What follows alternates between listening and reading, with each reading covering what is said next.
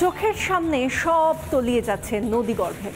তিলে তিলে গড়ে তোলা সংসার, নতুন রং করা আস্ত দোতলা বাড়ি, সব সব মুহূর্তের মধ্যে ডুবে গেল গঙ্গার জলে।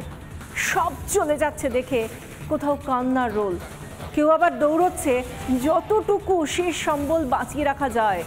গ্যাস সিলিন্ডার, আসবাব, বিছানা, ছোট বাচ্চার খেলনা থেকে শুরু করে ভাতের হাঁড়িটুকু, যতটুকু বাঁচানো যায়। কিন্তু শুধু তো আজ নয়, অনেক আগে থেকেই তো গঙ্গার ভাঙন চলছে, এবং এই শামশেরগঞ্জেই চলছে, যেখানকার ছবি আমরা দেখাচ্ছি। পঞ্চায়েত সদস্যই তো বলছেন 2020 সাল থেকে ভাঙন চলছে, অনেক নাকি কাজও হচ্ছে ভাঙন রোধের জন্য। কিন্তু আসল সময় সেই কাজের ফল কোথায় দেখতে পাচ্ছি? কোথায় কাজ, কোথায় কি? একদিনে 10-12টা বাড়ি নদীগর্ভে তলিয়ে গেল এভাবে। আজ সকাল থেকে শুরু হয়েছে মুর্শিদাবাদের শামশেরগঞ্জের এই ভাঙন। জানেন, আজ কোনো পড়ুয়া স্কুলে যেতে পারেনি। গঙ্গার ভাঙন তাদের সবার মনে আজ কাঁপন ধরিয়েছে। পড়ুয়ারা হয়তো জানতো না কিছুক্ষণ পরেই ওই স্কুলটাতেই তাদের পরিবার সমেত গিয়ে আশ্রয় নিতে হবে, কারণ আর কোনো জায়গা বেঁচে থাকবে না যেখানে গিয়ে তারা মাথা গোঁজার ঠাঁইটুকু পায়। তবে ভয় সেখানেও রয়েছে, জানেন তো। তারা আজকে এই মুহূর্তে হয়তো সেই স্কুলটাতে গেছে, কিন্তু সেখানেও ভয় রয়েছে, কারণ এই মুহূর্তে স্কুল থেকে মাত্র 100 মিটার দূরে গঙ্গা। সেখান থেকেই ভয়, স্কুলটা থাকবে তো, তাদের বসত বাড়িটার মতো স্কুলটাও তলিয়ে যাবে না তো নদীগর্ভে? যেভাবে ভাঙন গিলছে বাড়ি ঘর, তাতে আরো 50টা বাড়ি, অন্তত আশপাশের আরো 50টা বাড়ির ভবিষ্যৎ নিয়ে আশঙ্কা তৈরি হয়েছে। এখনো পর্যন্ত যা স্থানীয়রা বলছে 25টা বাড়ি তো এখনো ঝুলছে। জানি না আজ রাতে বা কাল সকালে আমরা আরো কত ভয়ঙ্কর ছবি দেখব। শেষ রক্ষা হলো না। বারবার প্রশাসনের কাছে এই এলাকার মানুষজন বারবার আবেদন করছিলেন যে কোনো একটা ব্যবস্থা নিন, ভাঙন রোধ করুন। নদী এগিয়ে আসছে ক্রমশ, রোজ পাড় ভাঙতে ভাঙতে গিলতে আসছে ঘর বাড়ি, বিষয় সম্পত্তি, জমি জামা, ফলের বাগান, মন্দির, স্কুল, সমস্ত কিছু গিলে নিতে আসছে নদী।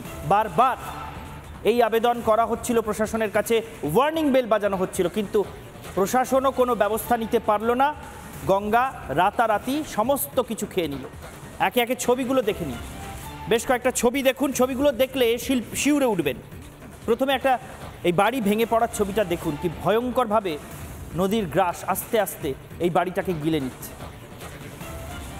ঘর সংসার সাজিয়ে বসেছিলেন এলাকার মানুষ। এটা শামশেরগঞ্জের নতুন শিবপুর ভাঙা লাইন এলাকার ছবি। দেখুন মানুষজন কত শখ করে সুন্দর একটা বাড়ি বানিয়েছিলেন। এই বাড়িটা যখন বানিয়েছিলেন তখন হয়তো নদী এত কাছে ছিল না, বেশ কয়েক কিলোমিটার দূরে ছিল। ভাঙতে ভাঙতে ভাঙতে ভাঙতে ক্রমশ এগিয়ে আসছিল নদী। আশা নিয়ে বুক বেঁধেছিলেন মানুষজন যে অনেকটা ভাঙন হয়ে গেছে, এবার হয়তো প্রশাসন ব্যবস্থা নেবে। অনেক বাড়ি তো গঙ্গার গ্রাসে চলে গিয়েছে, এরপরে হয়তো প্রশাসন ব্যবস্থা নেবে, আমার বাড়িটা হয়তো তলিয়ে যাবে না। প্রশাসনের টনক কিছুতেই নড়ে না। আরও কিছু বাড়ি তলিয়ে গেল। শুধু বাড়ি নয়, আরও অনেক কিছু। আরেকটা ছবি দেখুন, গাছগাছালি, ফলের বাগান, জমি জিরে, যেটুকু যা ছিল সব কিছু নিঃশেষে গিলে নিচ্ছে করাল গ্রাস। ভাঙনের করাল গ্রাসে সমস্ত সহায় সম্বল নদীর মধ্যে তলিয়ে যাচ্ছে। আজ পর্যন্ত একটা ঠিকানা ছিল, বাপ 14 পুরুষের ভিটে। বছরের পর বছর, দশকের পর দশক ধরে, কয়েক পুরুষ ধরে সেই ভিটেতে থেকে আসছেন, বাস করে আসছেন। সেখানে প্রজন্মের পর প্রজন্ম জন্ম নিয়েছে। ওই জমি, ওই ফলের বাগানে লালিত পালিত হয়েছে একটার পর একটা প্রজন্ম। আজ কিচ্ছু নেই, রাতারাতি ঠিকানা নেই, গ্রাম নেই, বাড়ি ঘর দোর সংসার কিচ্ছু নেই। দেখুন আরেকটা ছবি, এই মুহূর্তে এইভাবে ভাঙনে কিভাবে আতঙ্ক ছড়িয়েছে মানুষকে, কিভাবে ঘর ছাড়তে হচ্ছে। নদী এত দ্রুত ভাঙতে ভাঙতে এগিয়ে আসছে যে রাতারাতি কোনো রকমের সহায় সম্বল ঘরের মধ্যে যেটুকু রয়েছে সব নিয়েও হয়তো বেরোতে পারবেন না। যেটুকু যা আছে ঘরটা তলিয়ে যাওয়ার আগে সেই সব ঘর থেকে বার করে নিয়ে বেরিয়ে যাচ্ছেন। কোথায় যাবেন কেউ জানেন না। এরা ঘর থেকে এই মালপত্রগুলো নিয়ে বেরিয়ে যাচ্ছেন, কিন্তু কোথায় যাবেন কেউ জানেন না। হয়তো প্রশাসন কোনো অস্থায়ী ত্রাণ শিবিরের ব্যবস্থা করবে, অথবা হয়তো কোনো আত্মীয় পরিজনের বাড়িতে গিয়ে অস্থায়ীভাবে উঠবেন। যে আমার পরবর্তী আস্তানাটা তৈরি না করা পর্যন্ত ভাই আমাকে একটু আশ্রয় দাও, 10 দিন কি 15 দিন কি 1 মাস কি 2 মাস, তারপরে সেই আত্মীয় বিরক্ত হয়ে উঠবেন হয়তো, বলা যায় না। পরপর এই ছবিগুলো, এই ভয়ঙ্কর ছবিগুলো রাতের ঘুম কেড়ে নিতে পারে যে কোনো মানুষের, বিশেষ করে যারা নদীর কাছে থাকেন বা নদীর থেকে কয়েক কিলোমিটার দূরে থাকেন। কারণ আমি বারবার বলছি, যাদের ঘর বাড়ি নদী এইভাবে গ্রাস করে নিচ্ছে, যাদেরকে এইভাবে ঘর ছেড়ে বেরিয়ে যেতে দেখছেন, যাদের ঘর জমি জিরে গাছগাছালি ফলের বাগান তলিয়ে যেতে দেখছেন গঙ্গায়, এরা কিন্তু এর আগে গঙ্গা থেকে অনেক কিলোমিটার দূরে বাস করতেন। নদী ভাঙতে ভাঙতে ভাঙতে এগিয়ে তাদের সব কিছু গ্রাস করে নিত।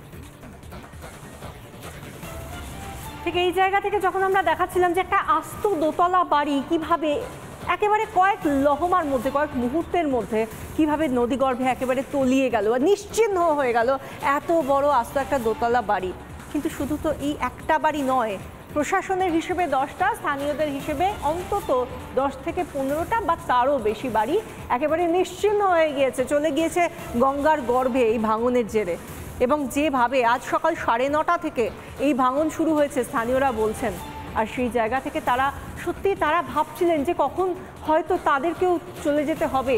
এবং সেই জায়গা থেকে আমরা যে ছবিটা দেখাচ্ছি আপনাদেরকে, যে ছবিটা আপনারা দেখতে পাচ্ছেন এখানে, যে শেষ সম্বল একটা মানুষ তিল তিল করে যখন সংসার তৈরি করে বা জীবন যাপন করে, তাদের একটার পর একটা প্রজন্ম যখন একটা বাড়ির মধ্যে বেড়ে ওঠে, সেই জায়গা থেকে এই ছোট ছোট জিনিসগুলো বা আসবাবপত্র, একটা গ্যাস সিলিন্ডার, একটা ভাতের হাঁড়ি, এগুলো তার রোজকার জীবনযাপনের যা যা উপাদান, সেই উপাদানগুলো নিয়ে তারা চলে যাচ্ছে। এবং যে দোতলা বাড়িটা দেখাচ্ছিলাম, সেই দোতলা বাড়ির পাশাপাশি আমরা আরও একটা জিনিস দেখতে পাচ্ছি, যেখানে আমরা দেখতে পাচ্ছি যে সেখানে কিছু এমন ঝুপড়ি বাড়িও রয়েছে, সেখান থেকেও মানুষ একদিকে প্রাণ বাঁচানোর চেষ্টা করছেন আর ভাবছেন যে বিদ্যালয়ে তাদেরকে নিয়ে যাওয়া হবে, কাছের যে স্কুলটাতে তাদের নিয়ে যাওয়া হবে আশ্রয়স্থল হিসেবে, সেখানে গিয়ে বাঁচার জন্য তো কিছু লাগবে, অন্তত রান্না করার জন্য তো ন্যূনতম বাসনটুকু লাগবে, অন্তত জ্বালানি হিসেবে নিয়ে যাওয়ার জন্য তো এই গ্যাস সিলিন্ডারটা লাগবে, একটা জলের ড্রাম তো লাগবে, এতগুলো মানুষ তো থাকবে,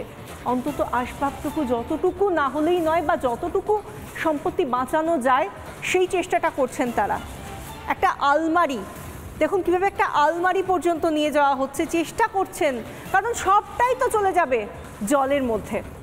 আর সেই জায়গা থেকে তারা যখন কথা বলছেন ক্যামেরার সামনে এসে, হয়তো চোয়াল শক্ত করছেন, কিন্তু বুকে সেই কাঁপনটা রয়েছে, না জানি আজ রাতে কী হবে। 100 মিটার দূরে তো গঙ্গা রয়েছে। স্কুলে যাওয়ার আগে সেখানকার সাধারণ মানুষ তারা কি বলছেন শুনুন।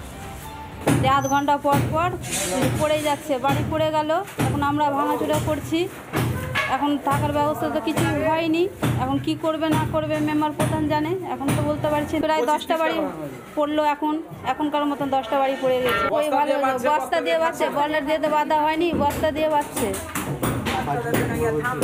কাজ কই হলো, কাজ 1 মাস হলো কাজ, তারপরে বন্ধ কাজ তো সেরকম।